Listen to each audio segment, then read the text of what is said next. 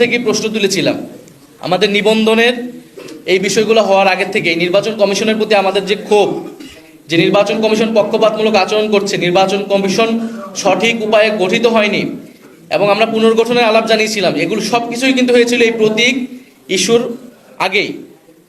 ফলে নির্বাচন কমিশনের সাথে আমাদের এই টানাপোড়েন কিন্তু আমাদের কেবল দলীয় বিষয় না, কারণ আমরা সন্দেহ প্রকাশ করছি, আমরা উদ্বেগ প্রকাশ করছি যে এই নির্বাচন কমিশন নিরপেক্ষভাবে একটি নির্বাচন পরিচালনা করার ইচ্ছা বা সক্ষমতা রাখে কিনা।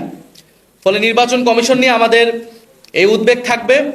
আমরা খুব স্পষ্টভাবে বলেছি, শাপলা এবং সাপ্লাই হবে জাতীয় নাগরিক পার্টির মার্কা। সেই মার্কা নিয়ে আমরা নির্বাচনে অংশগ্রহণ করতে চাই। এখন যদি নির্বাচন কমিশন একটি সাংবিধানিক প্রতিষ্ঠান, তারা যদি আইন অনুযায়ী পরিচালিত না হয়, তারা যদি গায়ের জোরে বা অন্য কারো প্রেসক্রিপশনে কোন সিদ্ধান্ত যায়, তাহলে তার প্রতিবাদ তো আমাদেরকে জানাতেই হবে এবং আমাদেরকে যদি নির্বাচনে এইভাবে অংশগ্রহণ করা থেকে বিরত রাখার অপচেষ্টা করা হয়, তাহলে অবশ্যই আমাদেরকে রাজপথে আমাদের একমাত্র জায়গা হবে। কিন্তু আমরা এটা চাই না। আমরা চাই নির্বাচনে অংশগ্রহণ করতে। আমরা খুবই একটা সহজ কথা বলেছি যে আপনি আমাকে একটা আইনি ব্যাখ্যা দিবেন যে কেন আমি শাপলা পেতে পারবো না, সাংবিধানিক আইনি একটা ব্যাখ্যা দিবেন, আমি অন্য প্রতীক নিয়ে নিব।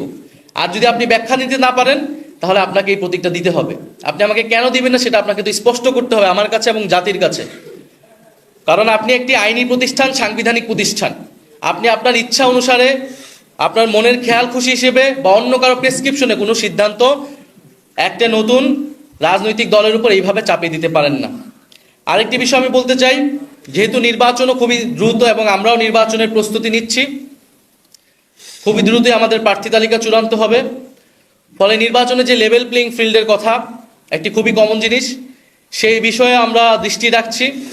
বিশেষত সরকারের জনপ্রশাসন মন্ত্রণালয় কিভাবে সিদ্ধান্ত নিচ্ছে, যেই জনপ্রশাসন কমিটি গঠিত হয়েছিল এই মন্ত্রণালয়কে একটা নজরদারি এবং সুষ্ঠুভাবে পরিচালনার জন্য, সেই কমিটি সঠিকভাবে কাজ করছে কিনা, কিভাবে এই নিয়োগগুলো হচ্ছে সেখানে কোনো পক্ষপাত হচ্ছে কিনা, মেধা ও যোগ্যতার ভিত্তিতে সেখানে নিয়োগ বা পদায়ন বা বদলিগুলো হচ্ছে কিনা, এই বিষয়ে আমাদের যথেষ্ট সন্দেহ তৈরি হচ্ছে।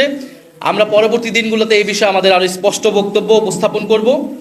আরেকটি বিষয় আপনাদের কাছে বলতে চাই, কিছুক্ষণ আগেই আমরা দেখেছি বিএনপির স্থায়ী কমিটির সদস্য সালাউদ্দিন সাহেব, উনি গতকালকের ঘটনায় জুলাই যোদ্ধা যারা গতকালকে আহত হয়েছে, তাদেরকে ফ্যাসিস্ট আওয়ামী লীগের অনুসারী হিসেবে তাদেরকে আখ্যা দিয়েছেন।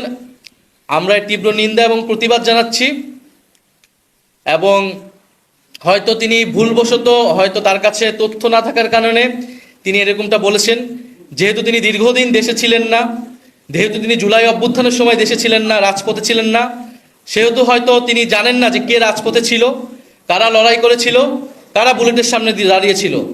আতিকুল গাজী, যার হাত কাটা গিয়েছে, তাকে যখন ফ্যাসিস্ট আওয়ামী লীগের দোসর বলা হয়, যখন শহীদ মীর মুগ্ধের বাবাকে ফ্যাসিস্ট আওয়ামী লীগের দোসর বলা হয়, শহীদ ইয়ামিনের বাবাকে ফ্যাসিস্ট আওয়ামী লীগের দোসর বলা হয়, তাদের যে কোনো দাবির জন্যই, দাবির প্রেক্ষিতে, সেটা আমাদের জন্য খুবই কষ্টের, খুবই বেদনাদায়ক।